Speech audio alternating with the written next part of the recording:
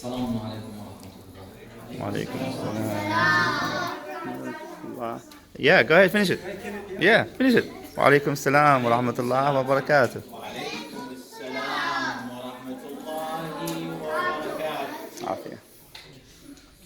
I'm actually going to try to keep this short, and then I'll see if there's any questions on your minds. And if not, then I'm sure the teachers have better plans for you than what I would have. I would want to say, first of all, I'm very happy to be here and see all of you, and see the progress that is being made here. It may be difficult for the younger ones to think of this or to understand this fully, but the work that's being done here, the fruits of it, the results you will see later. And if it's not done right, then what will end up happening is that we will lose generations. So this is a jihad in the way of Allah, a struggle in the way of Allah, that we hope that all of you, both teachers, administrators, and students, are able to, inshallah, complete. And we ask Allah subhanahu wa ta'ala to bless this community and the people here with the ability to, inshallah, persevere and to continue and to be able to see generations of great believers, lovers of the Ahlul Bayt, knowledgeable students of the Ahlul Bayt, inshallah, grow out of this effort. And as the verse of the Quran says in description of the believers in the last verse of Surah Al-Fatih, it says, وَمَثَلُهُمْ فِي الْإِنْجِيلِ كَزَرْعٍ أَخْرَجَ شَطْأَهُ فَأَزَرَهُ فَاسْتَغْلَظَ فَاسْتَوَى عَلَى سُوقِهِ يُعْجِبُ الزُّرَّاعَ. And basically it says that the parable of the believers, the example of the believers in the Injil, the gospel, was that the believers in the last prophet will be making so much progress. It's like a seed that is planted, and that seed grows, and when the seed grows and it gets stronger and starts bearing grain, yielding grain, the development is such that the one who planted that seed would look at it and be, wow, be surprised and amazed at the type of development that they're seeing in it. And inshallah, we hope that and we're certain with Allah subhanahu wa ta'ala's help, it will come true. That the teachers that are teaching today, the administrators that are working now hard to do this, when they see the results, they will look at it and they'll themselves be amazed how Allah subhanahu wa ta'ala made this happen, inshallah. What's very important in these days, this time and this period that we are in, is the reminder, brothers and sisters, especially the younger ones. You will witness a time. I don't know how much you follow news, you look around and you're aware of your surroundings in the world, but you will experience, inshallah, bifadlihi ta'ala, you will experience the coming of the Imam of our time. And that is an event, a development that you should all be looking forward to, and you are, I'm sure.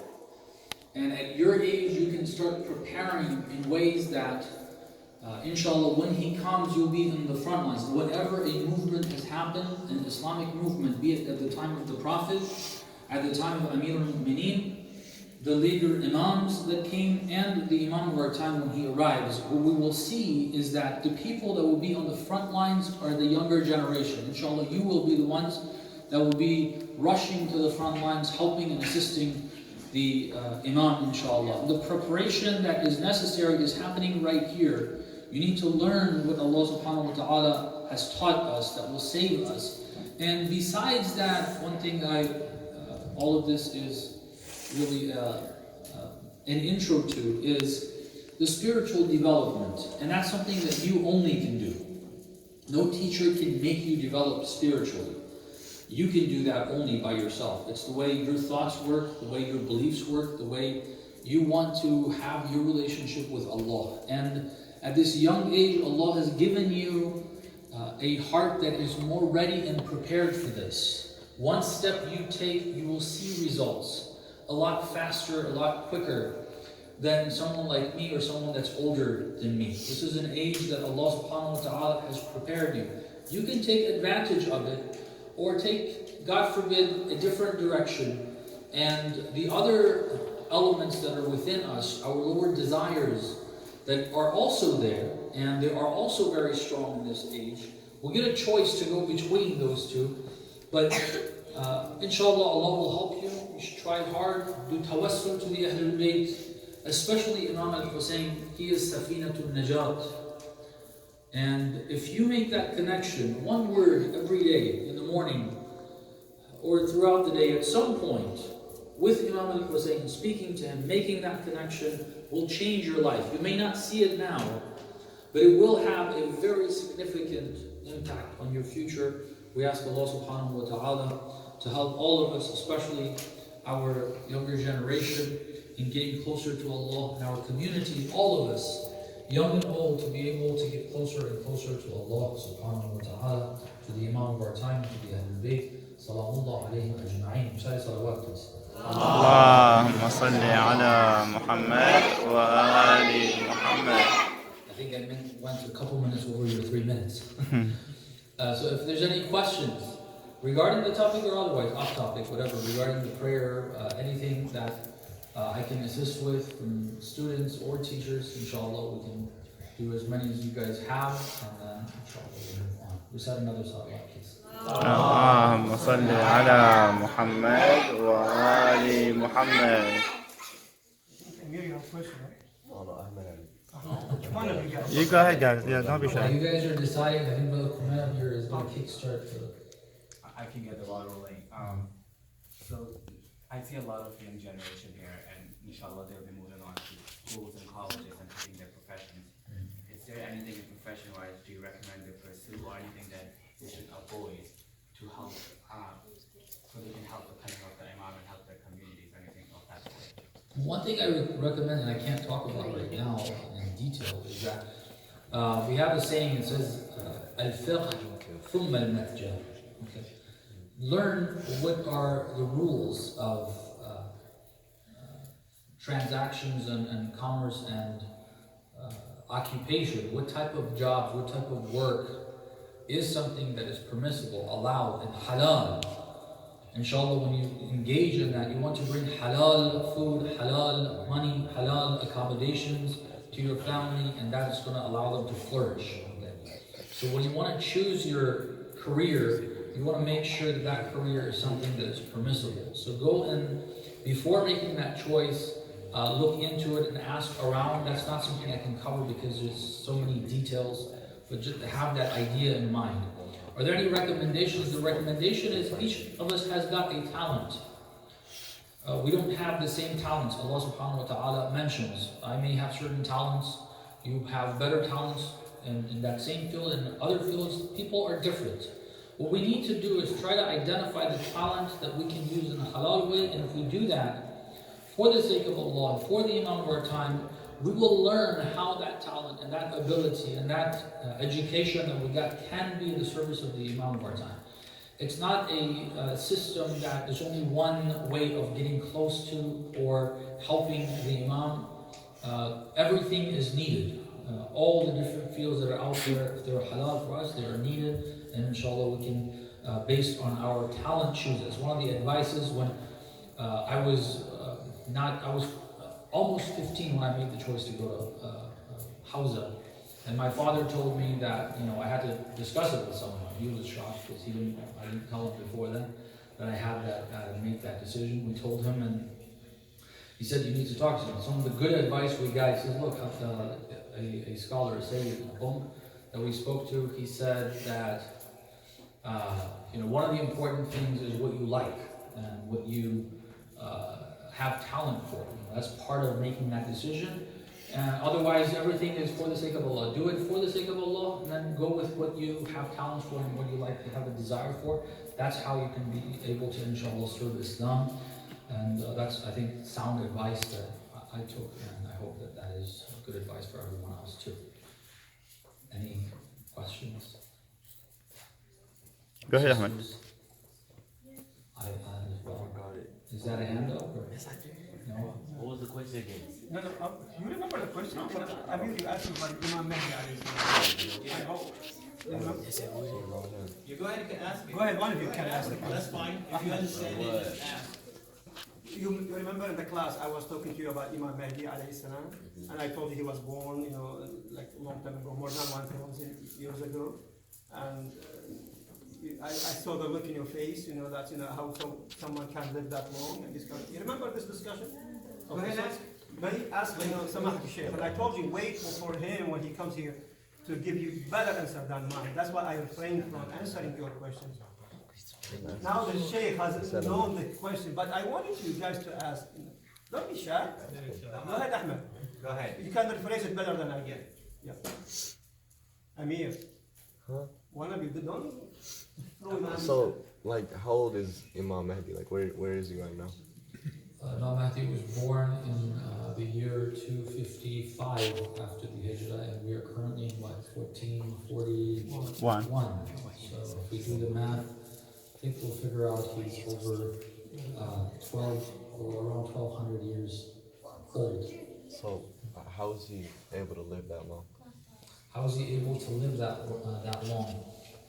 How is not an answer that I have, meaning like in terms of the physical life of the Imam and how a person can live that long. I wouldn't have the knowledge of saying how, but in terms of the possibility of it, and Allah subhanahu wa ta'ala being able to give life to that extent, we have previous cases of it.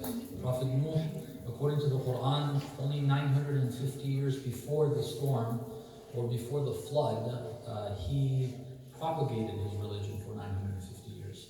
So add another at least maybe 50, 60 years of his age and becoming a prophet, that's already 1,000 years there. According to some accounts, he lived for 2,500 years. So we do have this. In terms of Allah subhanahu wa ta'ala being able, the same way that he was able to create Adam without a set of parents. He created Adam from clay. Adam and Eve were created from clay. And the same way that he was able to create a human being as the child of a female only. Jesus was born not from a set of parents, but only a mother, the Lady Mary, sallallahu alayha. He is capable of giving life as long as he wishes to someone. So what we do know is he was born around 1,200 years ago. He is alive. Where he lives just like any of us somewhere in the world. He doesn't live in some corner, some island somewhere. But his identity is something that is kept secret, meaning that we are not aware of what he looks like exactly, and so on and so forth. And therefore, even if we do see him, which the hadith says, the hadith of Imam Sadiq and others, suggest that we may even see him. He may even come to our center, he may come to our store if we have one. And we even speak to him, but we just don't know what it's like, or that that's him, because it says, the hadith says it's like the example of Yusuf and his brothers.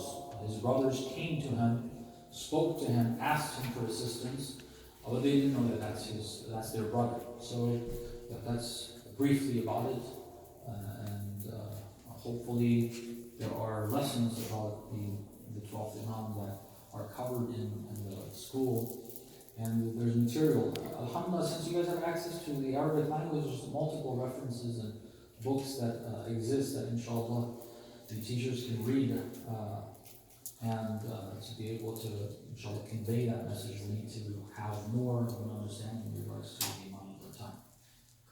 Yes. Is it possible that Al-Mahdi somehow tells some people his identity? Yes, we have that too. There's a hadith from Imam Sadiq that says there are two periods of ghaiba or occultation that the Imam will go through. One is a occultation that khassatu shi'atih will know his whereabouts. And we know that that's what we call the minor occultation. In that time, there were 4 deputies, or nuwab. There were 4 of them. They knew his whereabouts. They spoke to him. They had contact with him. And the others had contact with the Imam through those deputies, those representatives, those nuwab. And then the hadith continues from Imam Sadiq to say that during the other occultation, the second portion of the occultation, khassatu awliya'ih will know his whereabouts. So there are people, the difference between Shia and awliya. Awliya, the word wali means a very close, someone that's very close to you. So there are people that have ascended, have become a lot more spiritually close to the Imam, where the Imam reveals his identity to and doesn't only speak to in one occasion or two or multiple occasions. They know, according to the hadith, his whereabouts. They know where he lives. Okay, so yes, according to hadith of Imam Sadiq, there are people that know his whereabouts, are in touch with him, they're in contact with him, they know what he looks like, and so on. We have another example of Al-Khidr alayhi salam, he's still alive. There's different accounts on it. I did want to mention that as an example. Some people believe that he is, some people don't have that view. And I'm not too clear on it in terms of references, that's why I did mention it. But yes, some say Ilyas, some say Khidr have been alive for much longer and they're still alive. That's not something that I have been able to confirm. Maybe it is, I'm not saying that it isn't, I'm just saying I haven't been able to confirm. Does cat fur break your salat even if they aren't najis? Well, cats aren't najis, the fur isn't najis. The thing is, it's an animal that has haram meat.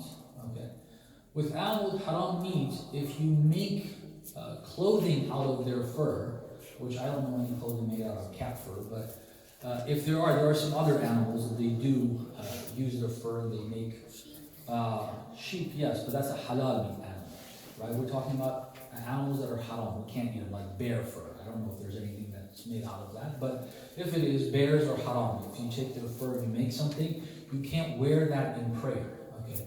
However, as I said, I don't know of anyone wearing cat fur clothing. What happens is that if you keep a cat or you're around cats, some of the hair gets onto you. According to Al-Sistani, that's not a problem at all. Having the hair or fur on you in prayer is not a problem. Okay. According to some of the other maraja, many of the other maraja, it is a problem, however, only when you know it's there.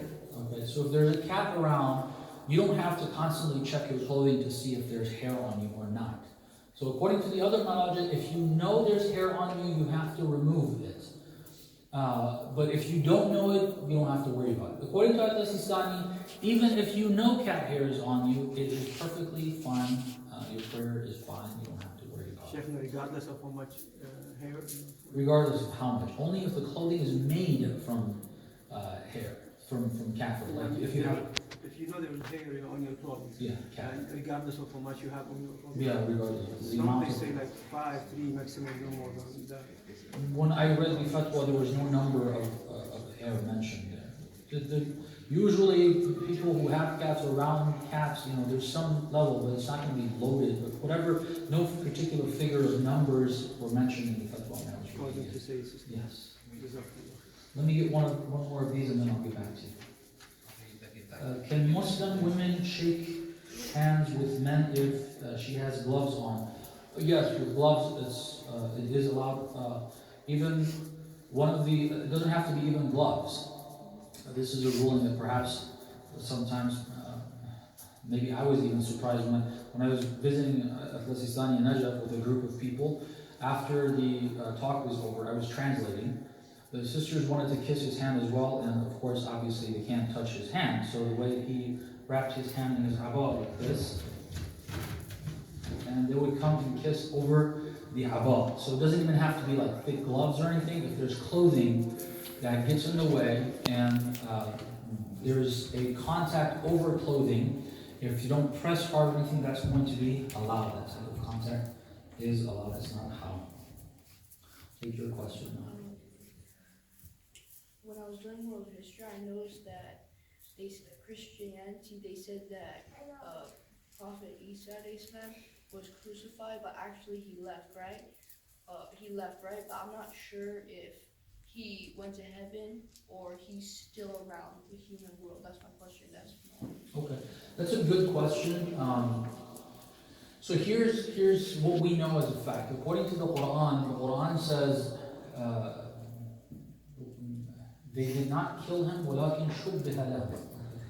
There was someone that God made to look just like Jesus. Apparently it was a disciple of his who betrayed him after all that he had seen. God made him look like Jesus. They took him, they crucified him. They thought that he's the one who's being crucified.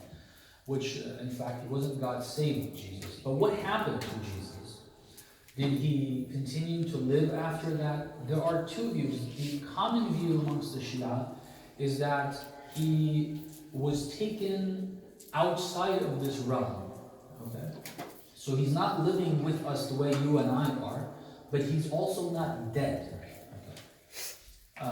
God is keeping him, preserving him in some other realm, and then when around the coming of the 12th Imam, he will return, which is a view, the idea of the return of Jesus is something that Christians, at least some of them have. I'm not sure if all of them believe in that, but at least some of them have that view. He's going to be returning. That's one view that is there.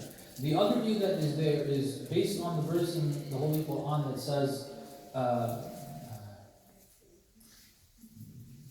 in Surah Al-Imran, if I can get the Arabic. Unfortunately, I can't remember the Arabic. But the word that is used is a derivative of tawaffa. And tawaffa means, refers to death. Okay, so they didn't crucify him, they didn't kill him, but God, without them crucifying him, some other location, he took his life. This is the view of some of our scholars. He took his life and he will be returning. So he's not in this physical realm. This is what both of these views believe in. But exactly where he is where the difference of opinion is. According to this view, he has passed, he will be returning. Okay. He doesn't live with us. Both of those views, of course, agree that he doesn't live with us. But the difference of opinion is about where he is right now. According to one, he has passed. We have the concept of raj'ah, the return of some of those who passed. That's a Quranic concept. There are a couple of references in the Quran about people who God had taken their life, then he returned their life. They came back to life. And then according to the other view, that no, he's not dead, but he's not in the material realm either, and he's going to be coming back. Make sense? Sheikh, a follow-up question. Is there a hadith that says that Jesus will be coming back, or is this something that our ulama has deducted based on the evidence and based on their knowledge? I don't see how you can deduce that without an actual hadith. But I don't remember. I was trying to think if I can remember any wording that I have seen, particularly myself. I don't remember seeing it, but I don't see how you can deduce that without an actual hadith. If it's not in the Quran, which I don't remember it being in the Quran. I do remember now that Al-Mahdi in Tafsir al-Mizan, when he discusses one of the verses related to Jesus, he states that he will be coming back. And Al-Mahdi, like, if I can't pinpoint exactly who said it, it's just something that's heard. I don't necessarily trust that, but when I know exactly who said it, and Al-Mahdi says that, and it's not something you can deduce, it's definitely in hadith somewhere, but I don't recall right now having read that specific hadith.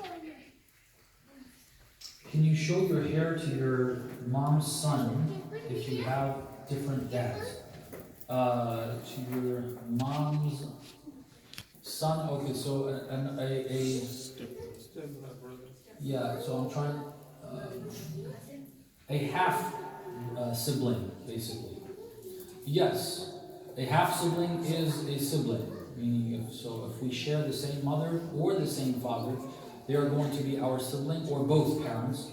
They're going to be our sibling, and they're mahram to us. We are allowed to show our hair. We don't have to cover before that. If you are at school and a teacher man touches your arm, how do you tell them without insulting him? If sometimes things happen like without the person really intending to touch or anything, it just happened to passing by, some contact ends up happening. Those are things that we don't need to worry about. It's not a sin on us, and they're not even Muslim to worry about the sin, but it's not something to worry about. If it's that they're actually coming and touching, what type of wording you can put it in, I don't know, but it's not something that if in a private session with a note or in person, we just mention that in a nice way that these are my restrictions. I'm not allowed to have that. Usually, you will find that people are very understanding, especially in the school environment, because people do have different restrictions or requirements, and they are supposed to accommodate you. Okay, in schools, especially public schools, They're supposed to accommodate you. Unless you really do or say it in a way that's very insulting, generally just normal talk in a confident way, of course, not in a pleading way, explaining the situation. This is my religion, we have certain requirements. It's not an insult on you, it's not about not liking the other gender or so on and so forth. It's just these restrictions, and I hope that we can accommodate for that. And that type of polite wording, usually people are accommodating, and know that if you intend to do this for Allah, Allah will help you. This is a fact of the Quran. Don't be worried about what the outcome is. If you're doing it for Allah, inshallah, Allah will help you use the right wording, and inshallah you get the right results. Yes? What if you have a hijab and you go to school and you have to take it off, but the only schools that let you keep it on and you can't go there because you have to move somewhere else? Alhamdulillah, in this country we don't have that problem. So no one is going to force you to remove your hijab here. Unfortunately, in certain European countries, they have passed those laws. And Muslim sisters are not able to go and get public education, or even universities. Okay. The rule we have there is that it's going to be a jihad, it's a struggle, it's difficult, just like other difficulties. The companions of the Prophet had to migrate, they went through difficulties. If that's the only choice, then they will have to make arrangements to get education in a different way. Now, I'm not sure about those countries. I'm not there. I hope Allah, I'm sure Allah is helping the believers there. I think they have alternatives, at least for K through 12 Islamic schools. They're able to do that, and then for higher education, there are countries that give even better education than those countries. Hopefully, Allah will assist all of those. But alhamdulillah, right now in this country, we don't have that issue, and they don't force you to remove your hijab. But if that's a must, then we will have to do that, and Allah subhanahu wa ta'ala will assist us, inshallah. All right, are there careers that you shouldn't do? I'm not sure if I can read this right. Whoever wrote this question, what's the particular occupation? I'm not sure if I can read it right. Anyone would like to? The student wanted to know if there were careers that they shouldn't do, and if veterinarian was an appropriate career, given that they'll have to be in contact with cats and dogs. Okay, thank you for clarifying that. There are some careers that we aren't allowed to get involved in. One example that very easy for me to mention is for a man to become a gynecologist. That's not something that a man is allowed to do. Females should become gynecologists. This work, veterinarian, this occupation having to do with animals, no, that's not a problem at all.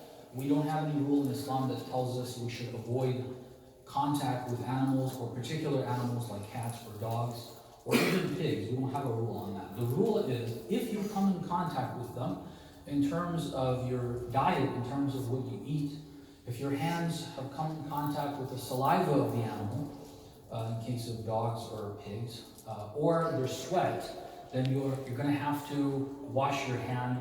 If you're going to use it directly to eat, if you're going to use forks and spoons, you're not going to have to worry about that. Obviously, you would wash your hands anyway, but if you don't have access to that, if you use a utensil, you can go ahead and eat without having to even wash your hand. And also, in terms of prayer, you can't pray with that on you, on your body or on your clothes. You have to wash, then you'll be able to perform prayers. Those are the rules that we have. But otherwise, coming in contact with those animals is perfectly fine.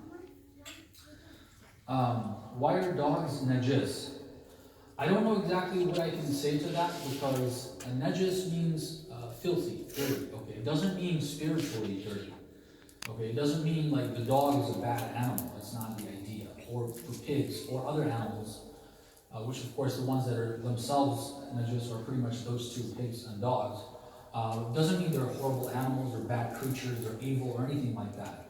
what it is that their saliva and sweat, for us, are not helpful in terms of our diet, our eating and drinking, and harms us. And also for our prayer, there's a problem with their saliva being on us. Otherwise, again, being around dogs, we have the imams, when they were eating, there were dogs around, they would feed those dogs. Having dogs around to protect their orchard, their flock, or whatever was something that people did at the time. It's not something that is here. The idea of keeping dogs in the house as pets, playing around with them, that's not an Islamic culture. However, again, it's not to suggest that these are evil animals. Najasa doesn't mean that. It simply means that we need to clean ourselves from their saliva and their sweat and the water that comes off of them, because it's probably in contact with that sweat for prayer and for our diet. How do we deal with dogs? Depends on how you feel. My kids get scared, unfortunately, but when I was growing up, my uncles right here in Tennessee, they have dogs. I remember running once, and then the dog gets playful, and it was called Bear, a big black dog that we really like to play with, and he jumped on me and started biting my head. I was shocked. I didn't know that's what they do. And they told me, you're not supposed to run with the dog. But anyhow, so they were around, we played with them. There's nothing wrong with any of that. If you come in contact with a dog, you just have to wash your hands and clothes if they come in contact with the saliva and the sweat of the animals. What is our obligation to homeless people begging on street corners? What does Al-Mahdi teach us? That's a difficult question. And it's unfortunate that we have this problem of people being homeless and people having to ask for assistance. There's different takes. Let me give you a general idea that we have in the Quran about people who are in need and they're asking for help. It says, وَفِي أَمْوَالِهِمْ حَقٌّ لِلسَّائِلِ وَالْمَحْرُومِ. The believers are those that in what they have, there's a portion set aside just for sa'il. Sa'il is someone who asks you for assistance, for help. And mahrum, someone who is underprivileged, someone who is deprived of having the financial support that they need. So there's a portion dedicated for that. Now, does that apply to people who are standing there? Ideally, we would want a system that would actually take care of the problem. I don't want to discourage people from making any payments at all and to say we shouldn't make any payments. I have done that at times. I have made payments or provided water bottles, fruits, other things we have given. And sometimes I haven't. Okay, so I'm not going to discourage anyone from giving or to encourage and say every time you see that, go ahead and give.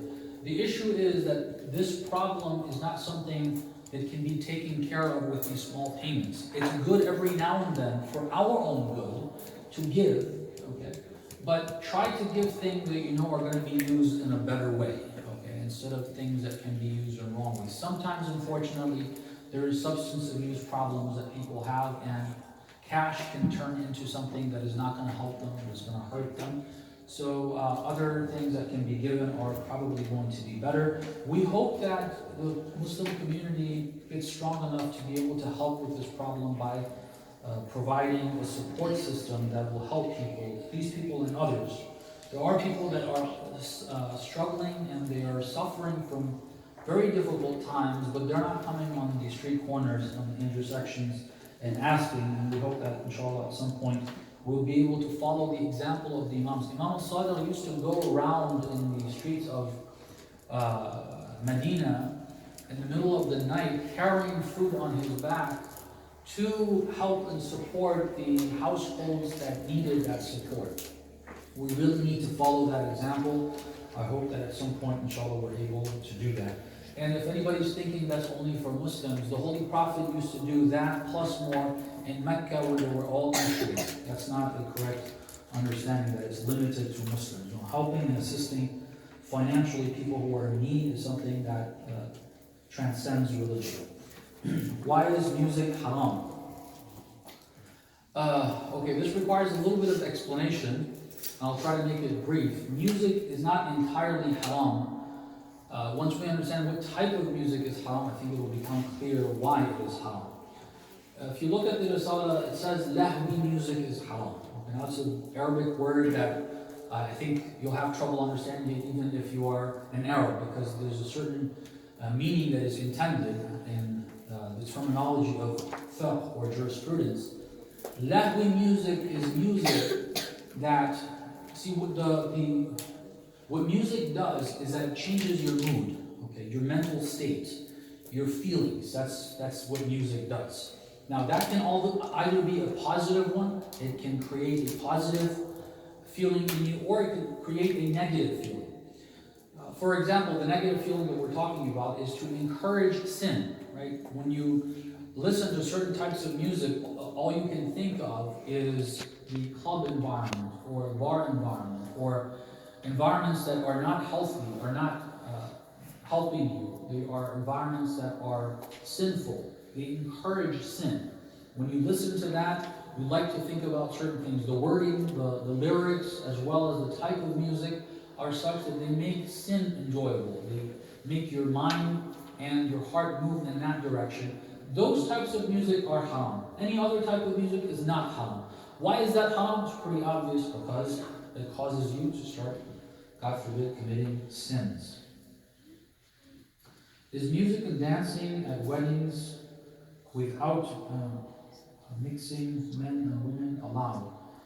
See, if it's halal music, absolutely. Dancing, though, is not going to be something that is allowed, okay? Dancing, now that's also another discussion that requires a little bit of explanation. It doesn't include just any type of moving about and, showing joy.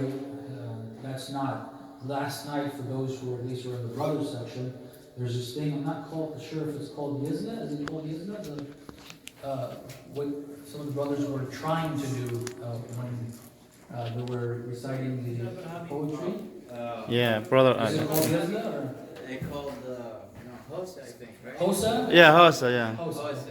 Hosa, okay. Yeah. So there's a certain movement with that. Right. It's not really. It's not considered dancing though. Exactly. No, That's no. a movement, and it's a show Enthusiasm. Yes. joy, Yes. Yeah. but it's not what we call dancing. No, no. So the point is, not every expression of happiness, of joy, with physical movements is the type of dancing that is considered haram here.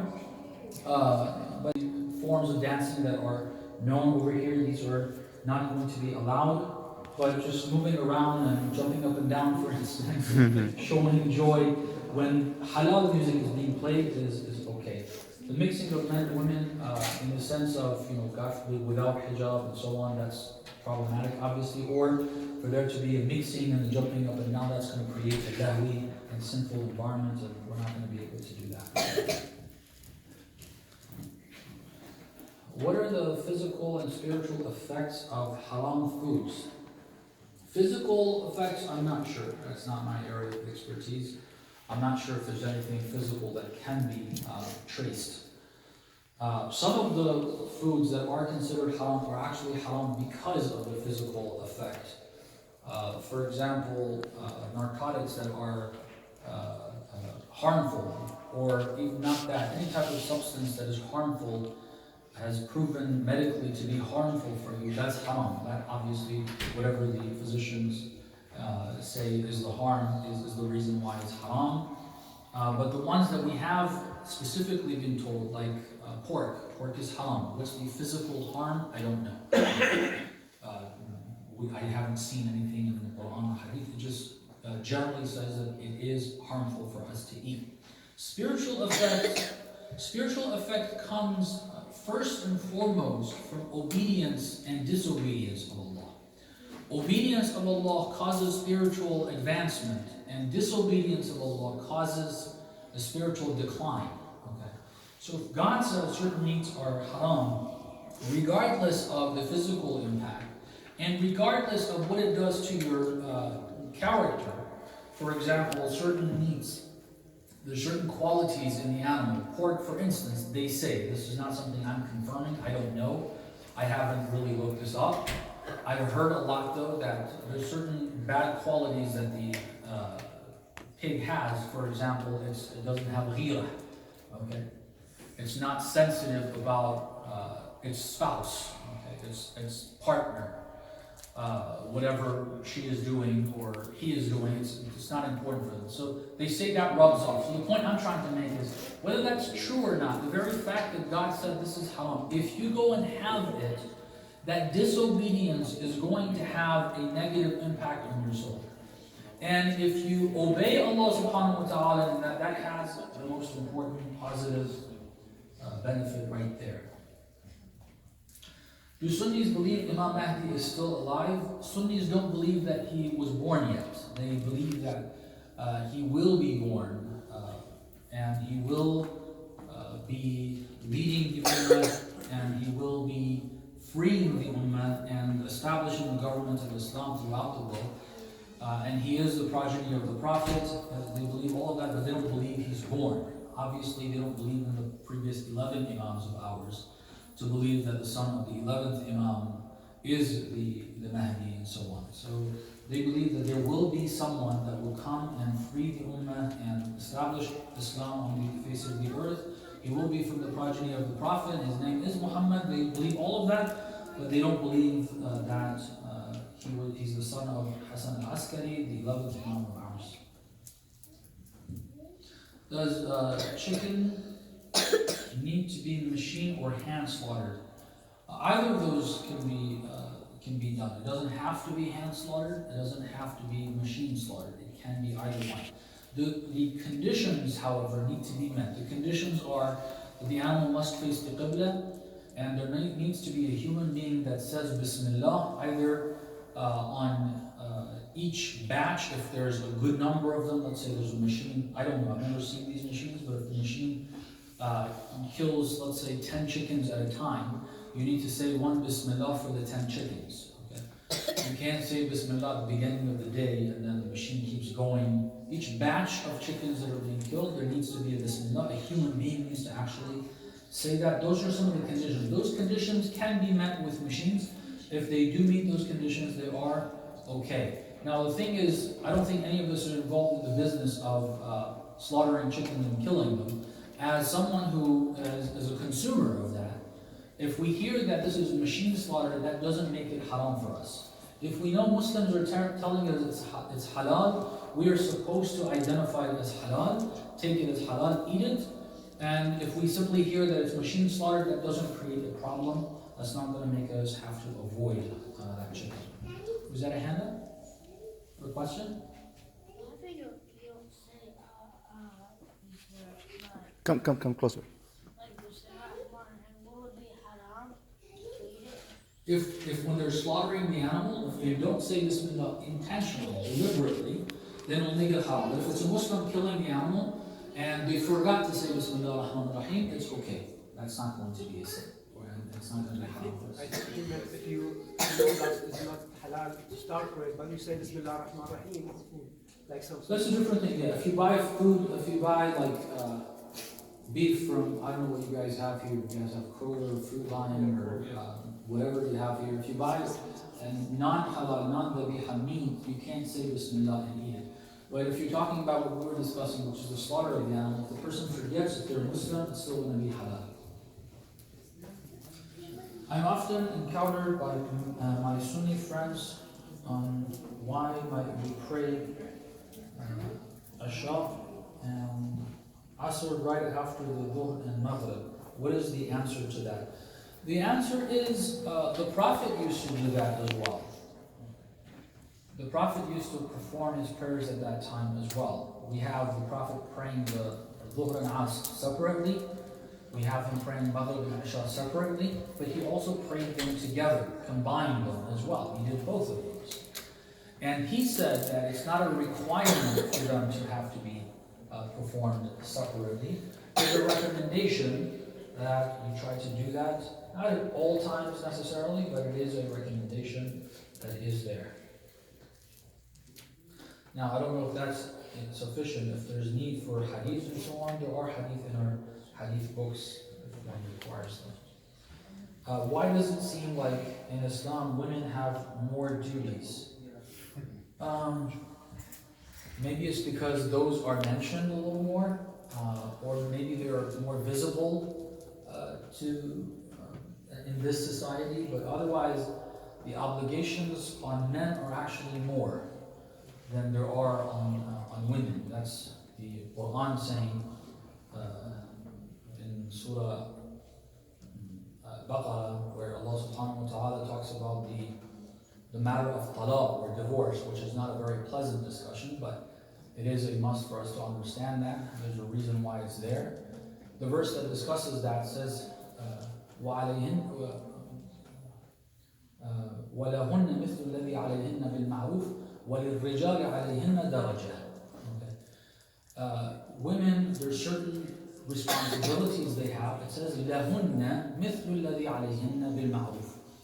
Whatever obligation they have, which is in a sense against them, لَهُنَّ, for them, in favor of them, their rights basically are the same as their responsibilities. There's a balance of rights and responsibilities for women. And then it says وَلِلرِّجَالِ عَلَيْهِنَّ دَرَجَةٌ. Men have more of both of those. In other words, the balance of rights and responsibilities in each gender is there. And then for the men, there's more. There's more obligations, and to balance that out, there's more rights as well. Okay? Both of those are more. So on the question was, why does it seem like women have more responsibilities? In Islam, it's actually that men have more responsibilities compared to women, but perhaps the ones that we hear and are talked about more or more visible are the ones with women. For example, the thing that we hear all the time is hijab. Okay, and that is true, that is an obligation, but that's not the only obligation that we have. There's a lot of other obligations as well. If I just a couple of brief examples that come to mind, attending Jummah prayers is not wajib on women, but it is wajib on men. Okay. During the time when it's wajib. And of course, according to some of the malajah or some of the mujtahid, it's wajib right now as well. But definitely when the imam comes, according to all, it will be wajib to attend Jummah, but that's an obligation on men. Women are welcome to join, it's great if they join, but it's not an obligation. They don't have a duty to join that. With jihad, women don't have any obligation, but men have an obligation, they have to go and participate in jihad. There are plenty of other examples as well. What I do hope to see is in terms of hearing responsibilities and duties, for there to be a similar balance of the Quran mentions, which is that men have more responsibilities and more obligations. We hope that that is heard more, the same way that the example of hijab is heard so frequently, or examples of the duties that men have that are heard frequently as well. You had a hand up. I have a question that, you know how you just said that if you say, I got confused that if you, for example, you buy meat from Walmart, right? And you know if they cut it properly, they never say Bismillah, it's just from America, they just kill it and that's it, right? Yeah. You got confused that if you say Bismillah or something like that, when you got it from Walmart, it's now halal. It's not halal. If you meaning what I was trying to just clarify, what I was trying to say was that we can't do that. We can't get meat from Walmart and say Bismillah ar-Rahman ar-Rahim and eat it. The Bismillah has to be pronounced when they are killing the animal, not when we're eating it. It's a recommendation to say Bismillah when we're eating, but that's not going to make haram meat halal. Okay, there is a notion. Some Sunnis believe that you can get beef from Walmart and say Bismillah and have it. You can get a burger from Mickey D's and say Bismillah and have it. But that's not what we have from our knowledge. We can't do that. It's not going to be halal. It has to be, Bismillah must be said when they're killing the animal. Yes. Okay, it's alright. Did you have a hand up too? No. Yes. I have a question about vaping and smoking. So a lot of people, it's like, some people say it's haram, but then other people say there's no problem with it. What's like the actual answer to it? So the actual answer is that we don't have anything specifically mentioned about tobacco in our hadith or in the verses of the Quran. What we do have is a general ruling that anything that harms you substantially is haram. Now, the reason why you hear those two is that people are split on whether it has substantial harm or not, right? On the packet, it says it can give you lung cancer, and it has some ugly pictures of lungs that have been under the influence of tobacco. But in the end, people defer on whether or not. My grandmother was a chain smoker. She died in Bowling Green, Kentucky. I'm not encouraging you, I'm just telling you that she was in her mid-70s. Okay. She was a chain smoker. Some people look at that and they're like, oh, it doesn't harm. You're going to live for that long anyway. And others say, well, there's plenty of examples that died earlier. Okay. A lot of people are saying it's harmful. It's not my job to say whether it is harmful or not. The ruling is it's substantially harmful, it's haram. What I hear is that in the medical field, it's pretty clear that it's substantially harmful. That's what I hear. Okay, and if you also need to use that substance, whether it's smoking or shisha or agita or whatever you guys call it, or vaping or any of that. If it has any of it that has a substantial harm, it is a must for us to avoid. What does have substantial harm or not, that's something that we need to refer to physicians, doctors, and researchers about the harm that's there and see what they have to say. So what about things like weed and marijuana? Those are not allowed. The same rule applies there. If it's substantially harmful, we cannot have them. Again, what I hear from everybody, of course nowadays some people are changing their tone, like no, it's not harmful and so on and so forth. I don't know if that's political or what it is, because they used to say they used to incarcerate people for carrying marijuana. So if it was really that bad now, all of a sudden it's not bad, I don't know. But it's not my area of expertise. What we used to read is that it's very problematic and very harmful. Yes. So what if there's a box of meat and it says halal, but it's not halal? Well, how would you know it's not halal? If it says halal, then how would you know it's not halal? Like if it's not. Well, so a hypothetical situation that there is meat that the person who made it or the store that sells it says it's halal and it's actually not halal. Okay? If you as a consumer, you see the halal and it's a Muslim giving it to you and you consider it halal, you eat it, but it's actually not halal, that's not going to have a negative impact on you. You're going to be fine because you trusted the Muslim that said it's halal, it's perfectly fine for you. The sin of it will be on the person who said it's halal where they knew it's not actually halal. But for you, it's perfectly fine. But the key here is you have to buy it from a Muslim that tells you it's halal. For a non-Muslim, yeah. If a Muslim tells you it's halal, then non-Muslims tell you that, you have to do further research. Yes? How many minutes are we going to finish? I really Oh man. How many minutes are we gonna finish? He got tired. How long are we going to go for? Remember I mentioned that put a time limit on the second.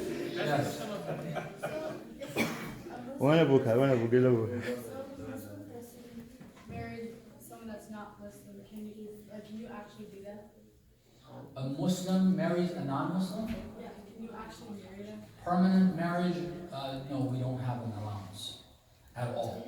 There are some allowances with temporary marriage of men, Muslim men with non-Muslim women, if they are Christian or Jewish and so on. But to have a permanent marriage is not allowed, and for Muslim women to marry non-Muslim men, that's not allowed, period, temporary or permanent.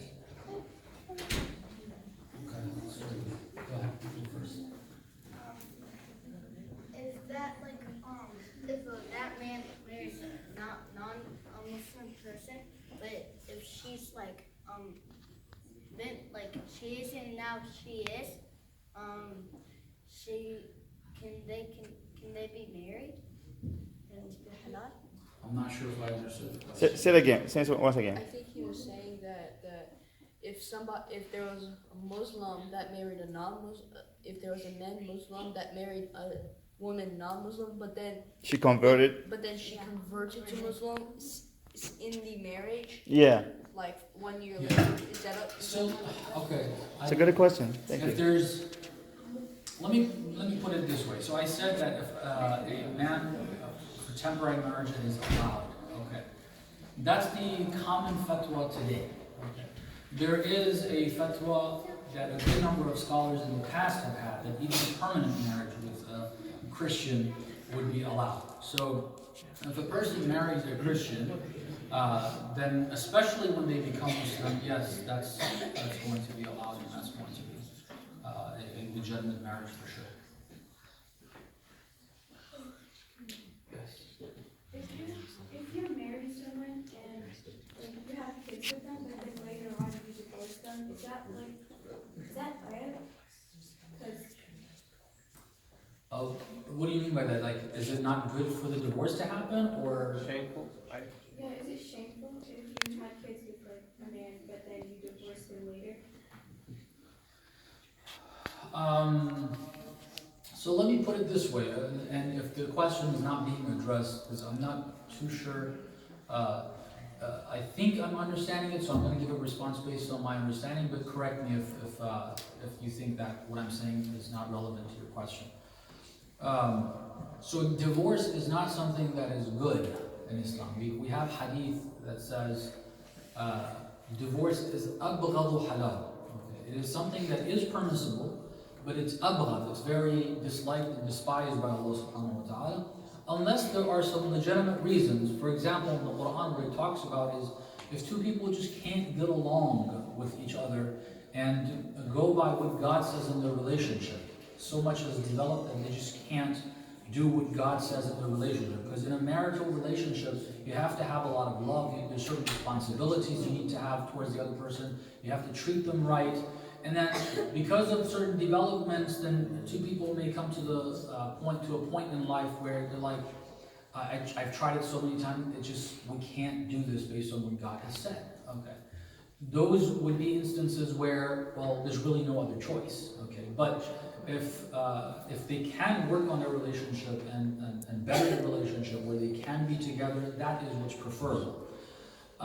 Especially if there's no problems between them because of some other reason, God forbid, that the two parties involved, the husband and wife, decide to separate and to divorce. Sometimes it's going to be very bad, very shameful, and sometimes it's going to be shameful, maybe not as bad, so depending on what the cause or the reason is for that divorce and that separation. But otherwise, in and of itself, is something that we're told to avoid as best we can. When you form a relationship, check, make sure it's the right person. Once you have formed it, then you have got to try to preserve that as best you can. Make sacrifices, make it work. If it's really something that you can't make work, then there is room for divorce, and it's not going to be shameful at that point if that's the reason. So I know that the Muslim women should not shake hands with non-Muslims or men. With men, yeah.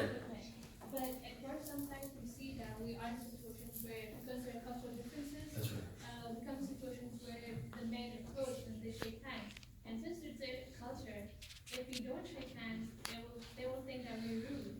So that makes me think, okay, what should I do? I know I cannot shake hands, but then if I don't shake hands, they'll think I'm rude, and they might also think all Muslims like that. That's right. So what's the best thing? So, first of all, it's easier for you guys. For women to reject the hand of a man, it's acceptable.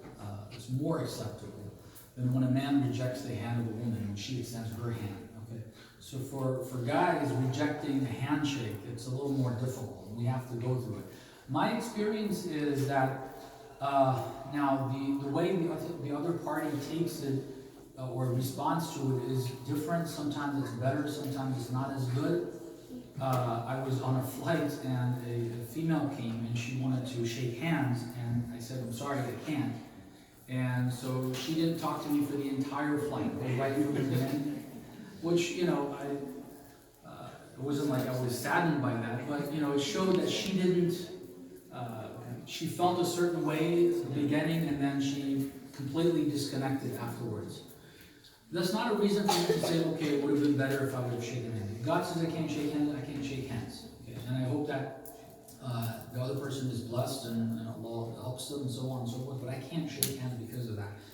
In a work environment, if we are able to communicate that to people, we can avoid situations that arise like that to begin with. Okay, if we, it's not gonna prevent it from happening altogether.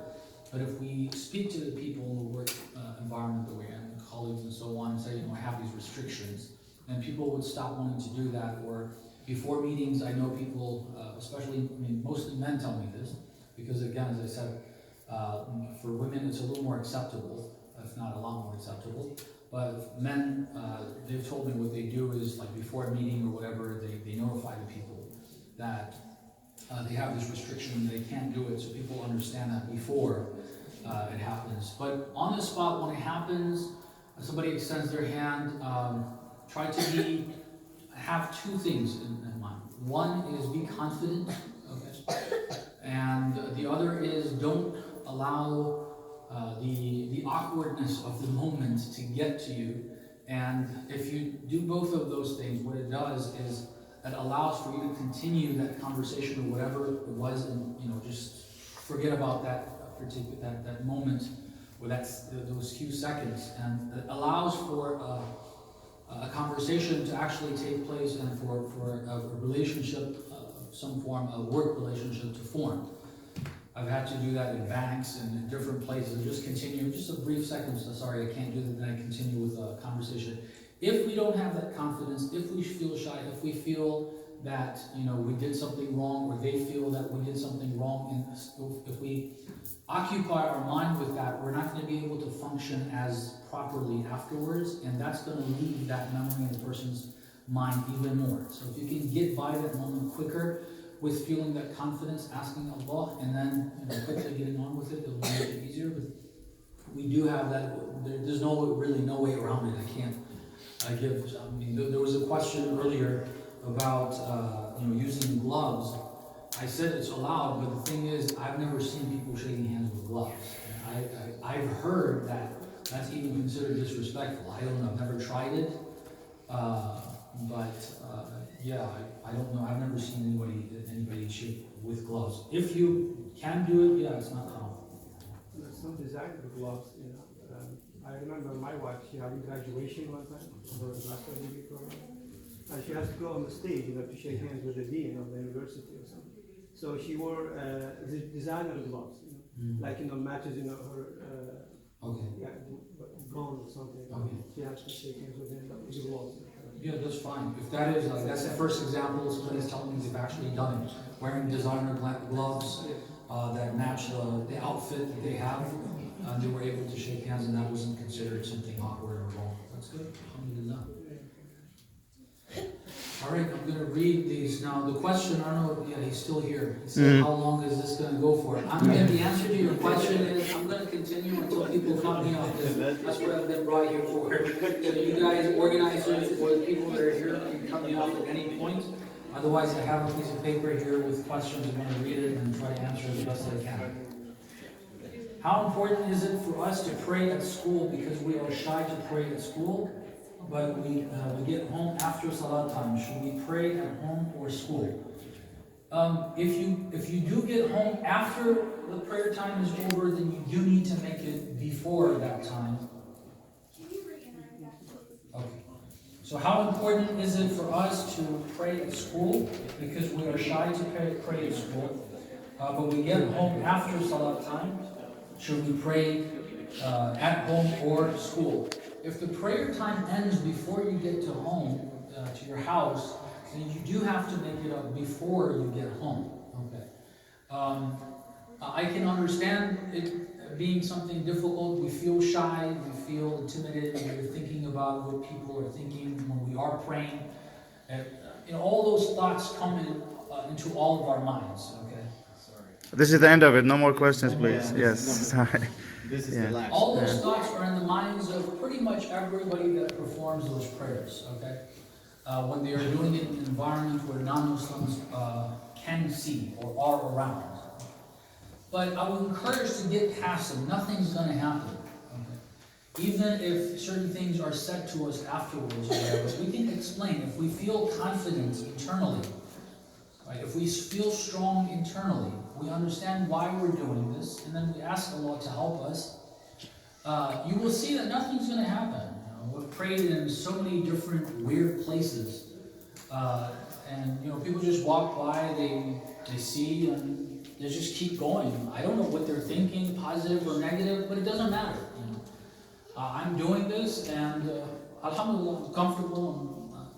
I'm keeping that. Again, the thoughts come, I dismiss those thoughts. Most of this has to do with what's going on here. If you pray, nothing's going to happen to you. No one's going to disturb you. No one's going to attack you. No one's going to do any of that. Okay? It's just a thought that's there that's probably being instigated by shaitan to get us not to pray. On the other hand, if we do have time once we go home, if it's during the seasons that we have more time for Ruh Nas, I guess that's the question. We get more time, and by the time we arrive home, there's still time to pray. We are allowed to postpone until we get home and pray that. But seasons that we can't do that, then we are obligated to pray somewhere. And again, if we have conversation with school administrators, teachers, whatever, we can probably find a spot and they'll know what we're doing and it'll be a little easier. Can we show our feet? The fatwa of the current maraja is that feet are part of what needs to be covered. It's only the face and the hands from wrist down that are allowed to be uncovered. There were some mujtahids that believe that feet are also important, they don't have to be covered. But the maraja that generally people follow, like Al-Mahdi and many others, they believe that feet are also part of what needs to be covered. That's for non-mahram, of course. In prayer, it's not a right requirement. So if you're praying at home and there's no non-mahram around, you don't have to worry about putting socks on. Your feet don't have to be covered. But for non-mahram, it is a requirement. Why can't we play instruments at school? I guess musical instruments. Why can't we play them? This is a little sensitive. I hope I'm able to get across the right message. Playing instruments in itself is not haram. It's not problematic. So getting the guitar or having the guitar and playing it, or a piano or a keyboard or I don't know, whatever, drums, that in itself is not haram. The instrument isn't haram. What you play with it can be haram. As we talked about music, we said not every music is haram. If you're playing instruments, you can play various musics, various types of music. If the music that is played is not haram, then playing that instrument and creating that type of music that's not haram is also not problematic. Now, I don't know what exactly they teach at school, and if you're required to play along with a song or a music that is haram or not, but I think it is, I don't think, especially when they're teaching the instrument itself, that they are going to be teaching something haram necessarily, at least. I don't know. But the rule is what I told you. Okay. Now, in terms of applying it and seeing the music that they're getting students to do is haram or not, parents can help their children see that. And if the environment is such that they are encouraged to do haram music, then you might want to take the kids out. But otherwise, playing the instrument itself, as I said, by itself is not haram, unless you make haram music with the instrument. Why can't older girls ride bicycles? I hope I'm not opening up a can of worms here, but we don't have a ruling that says girls can't ride bikes. That's not a ruling in Islam. Women used to ride horses, camels, and so on, and bicycles are also not a problem by themselves. Again, I'm going to only state what we have Islamically. I'm not going to mention anything cultural. There are cultural barriers in some cultures, including part of the culture that I was brought up with, which is Iranian culture. That's not something that is done, it's looked down upon. But Islamically, we don't have a ruling that says riding bicycles is haram for older girls. Is vaping allowed? I think I already addressed the issue. Vaping, if it has substantial harm, it is haram. I'm not the one that can tell you if it has substantial harm or not. You can look that up yourself. If we are invited by Sunni to eat at their house, but they might get their meat from Walmart, can we eat with them?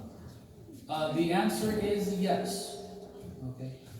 we're not supposed to investigate. If they are Muslim, they say it's halal. I am told, whether Shia or Sunni, the Imams have told us, whether Shia and Sunni or Sunni, they say it's halal, you take it. And just to clarify and make it crystal clear for everyone, the timing in which Imam Sadiq sallallahu alayhi told his followers that lived in Sunni majority areas, Imam Sadiq told them to take meat from the market.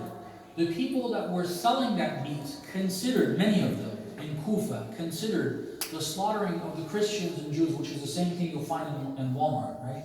They considered that to be halal. So what you would buy from the meat shop in Kufa at the time, okay, might have been from Christians. Imam Sadiq said, if the person who's selling it is Muslim, don't worry about it. It's not your job. Don't investigate. It's halal for you. So if you're invited by a Sunni friend of yours to go and eat at their place, you don't know where they got their meat. That's perfectly fine. Eat it. It's not going to be problematic for you. Even if they actually got it from Walmart and they fed it to you, there's no problem for you whatsoever. You don't have to worry about it. But before eating it, they tell you they got it from Walmart. So is that okay? No, if they tell you, God forbid, before they, by the way, I got this from Walmart, okay, then yeah, you'll have to figure out what the plan is from there. God forbid. Hopefully they don't tell you. If they don't tell you, just bring the food you eat, don't ask, eat, it's perfectly fine.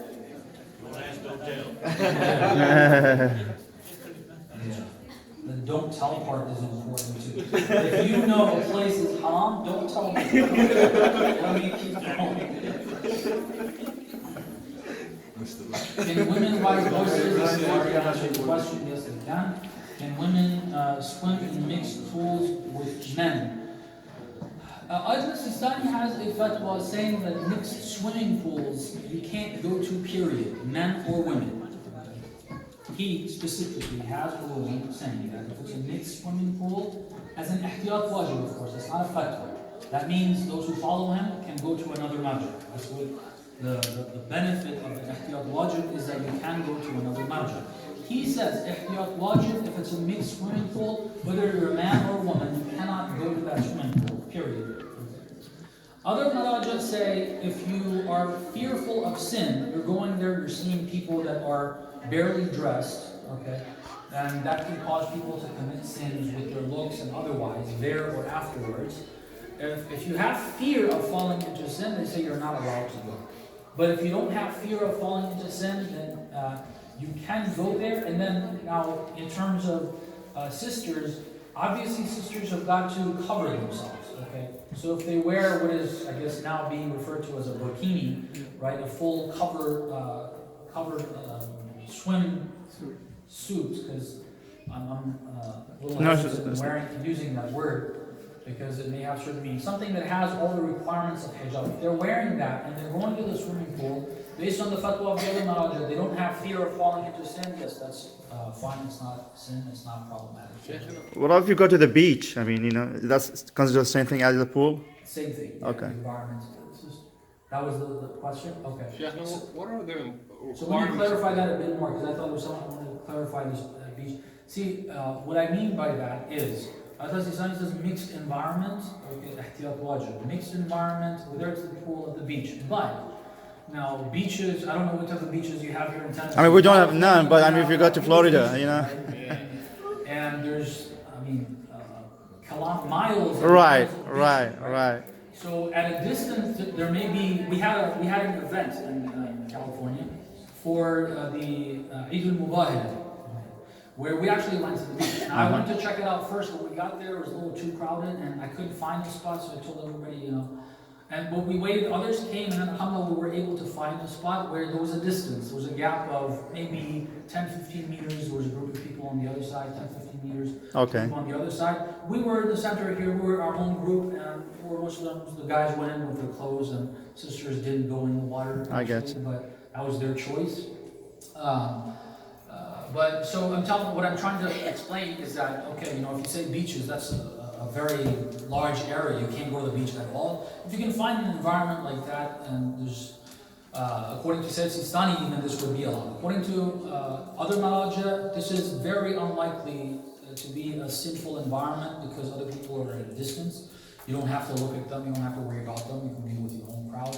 But if it is, on the beach itself, that everybody is there and everybody is barely dressed, according to Al-Mahdi-Islamic Center, or etiquette, we can't be there. And according to others, I think I already explained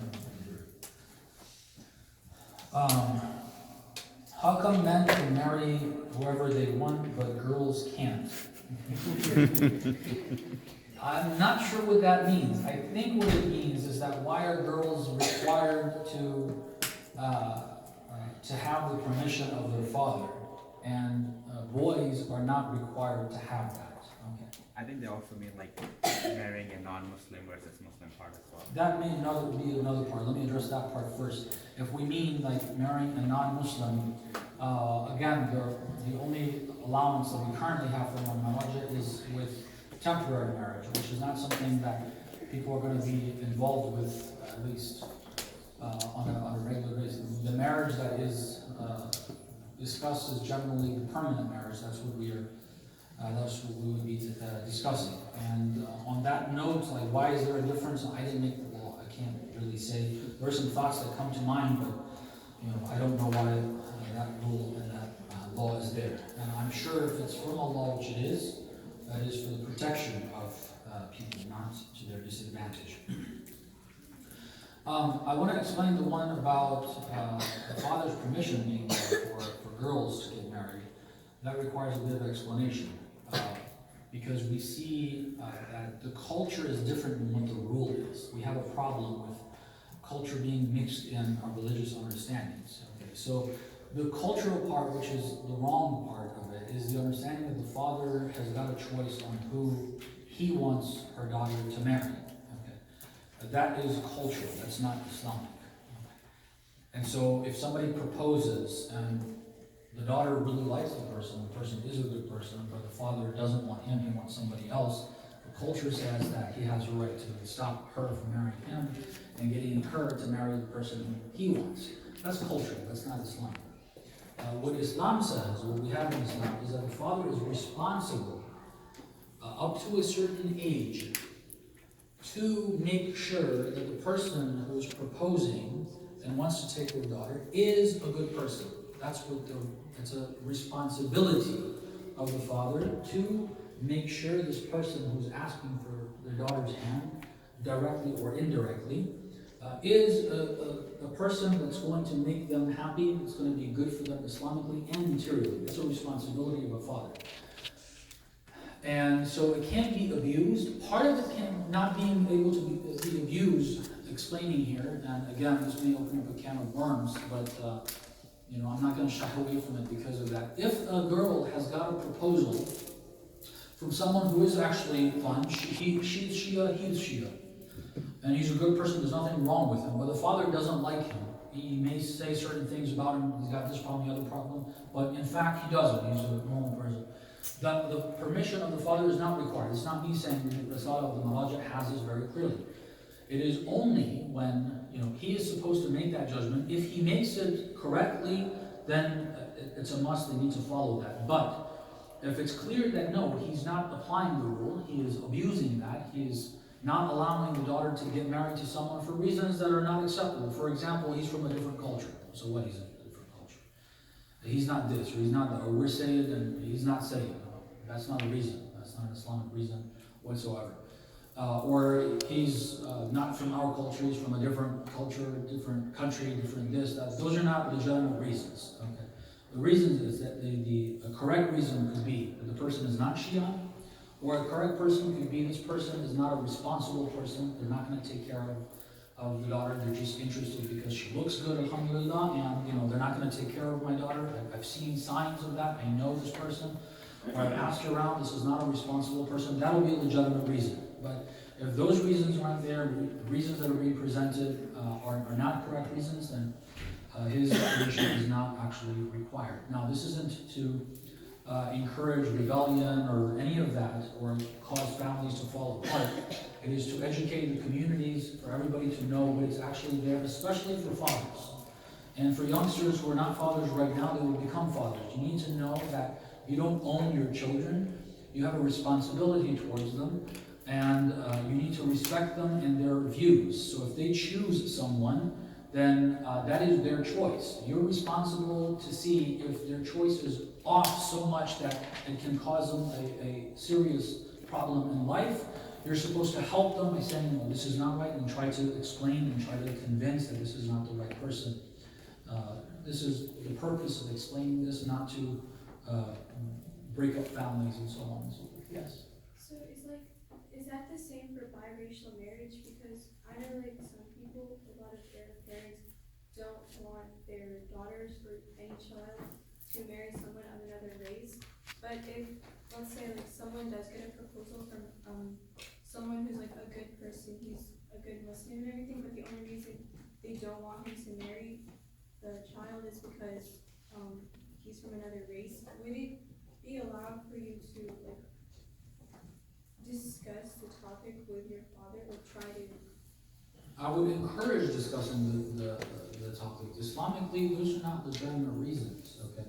I can understand why there are fears, and we have, unfortunately, what happens with any culture, this is not about Arab or Iraqi or this background, all backgrounds have that.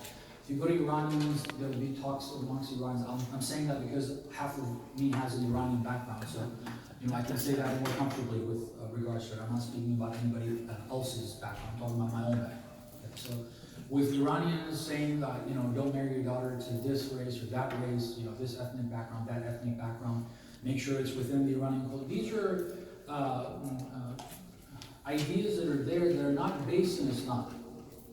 Then you hear these horror stories, this person married their daughter to this background, this happened, the other, suggesting that, if you marry your daughter to this background, then you're going to end up in trouble and so on and so forth. We've got to move past some of the stereotypes, some of the misjudgments of different races, try to look at the individual, this person.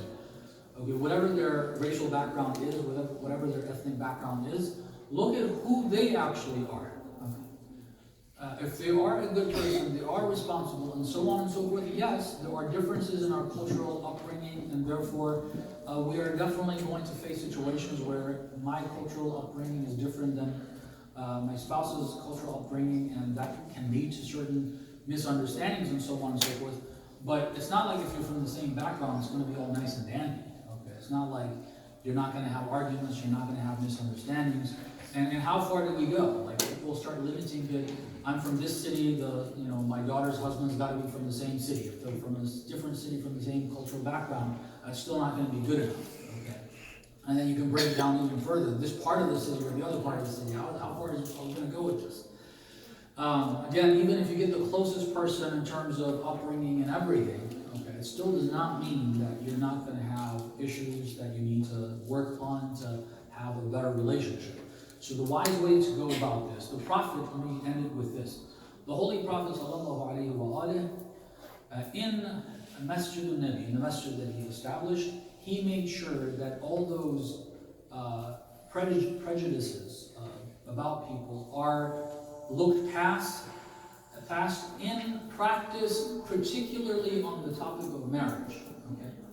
Women would come and they would suggest that they are ready for marriage and they're looking for a spouse. The Prophet would ask, and different people are there. They would raise their hand, and then the Prophet would encourage them to speak to one another. They would speak, and then whoever they would agree, they would get married. There was a case where a man from according to the Arab standards, from a racial background that was not seen as same, and they were seen inferior, and also according to their taste in terms of the looks, this guy did not look pretty or handsome. He looked ugly, according to their standards, that is. The judge of the Hadith explains this based on an Arabic understanding, right?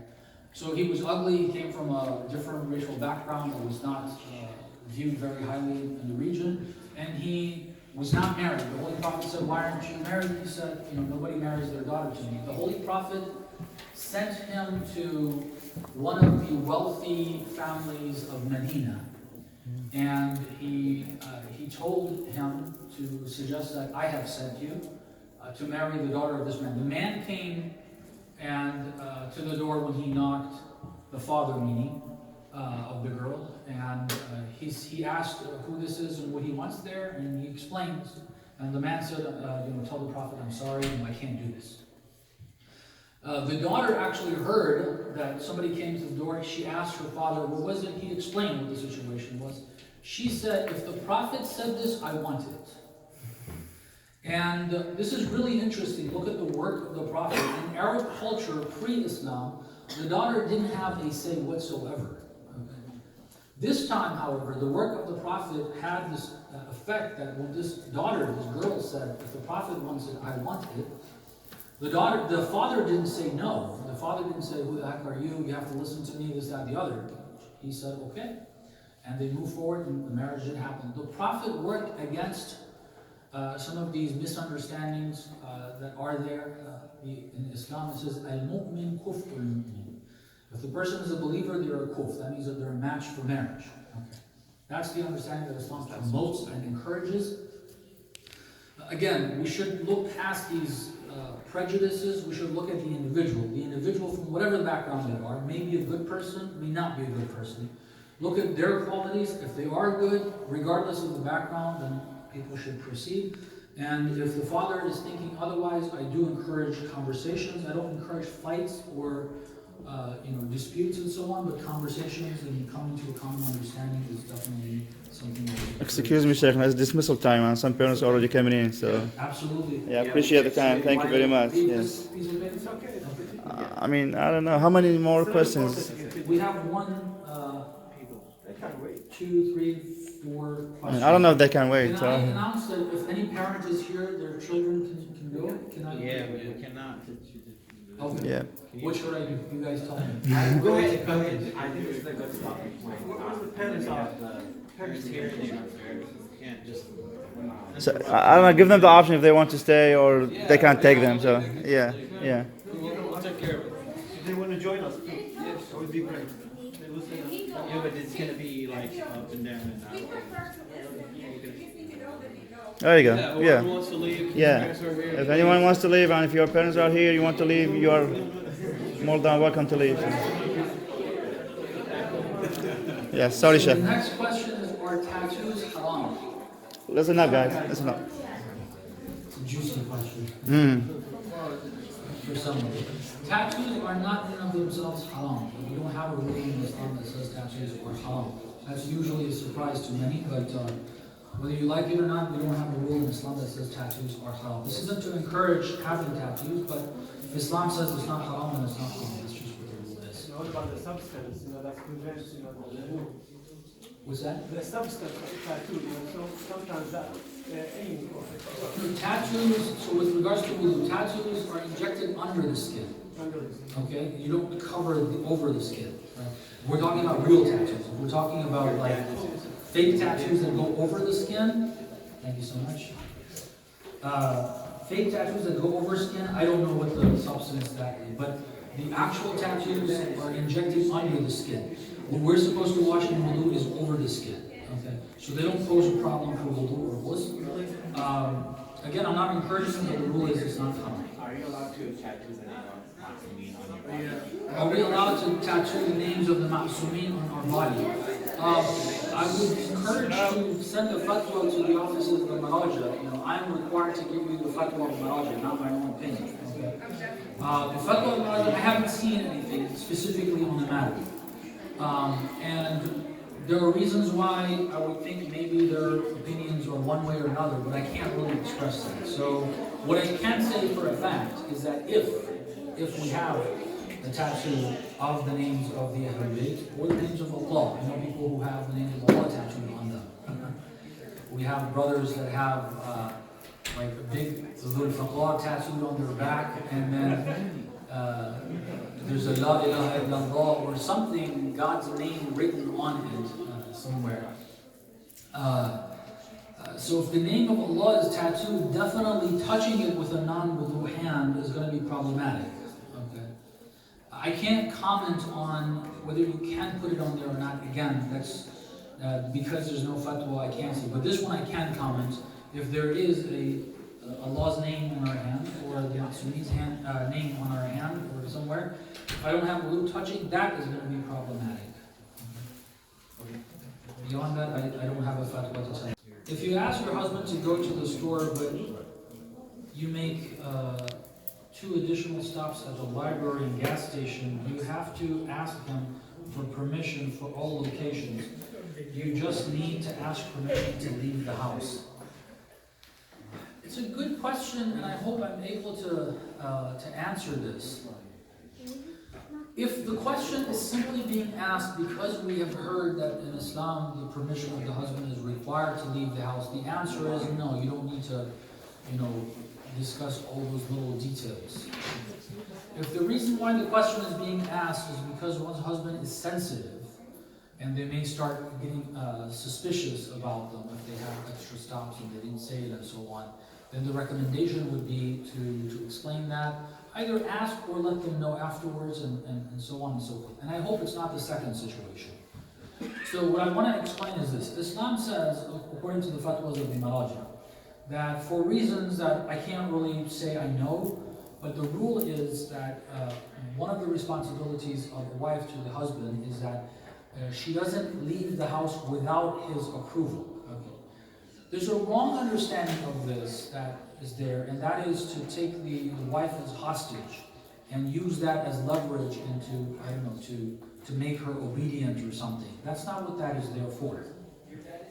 It's not, we don't have any encouragement to tell your wife to stay home and don't go out, you're not supposed to go out, and then barely allow her to leave the house. It's not an encouragement in any way. What we are encouraged is for the spouses to trust each other, to increase that, and unless there's a reason to stop the person from going because of certain responsibilities at home that they have for them. Besides that, for there to be enough trust that if she wants to leave, she's at her own, on her own with that, whenever she likes to leave or wherever. We trust her judgment. She's not going to go where she's not supposed to, and it's all up to her. That's the relationship that is encouraged. At the same time, it is encouraged for women, again, to be transparent with their husbands, to create more trust there. And so the idea that we are supposed to not allow women to go out, or that we can use that as leverage to make them do what we want and so on and so forth, or to be very particular about that, those are not encouragements. That's not what the rule is there for. So I hope that we have more trust and we feel more comfortable with each other, and women are able to go and not have to explain every little thing that they do or where they go and so on and so forth.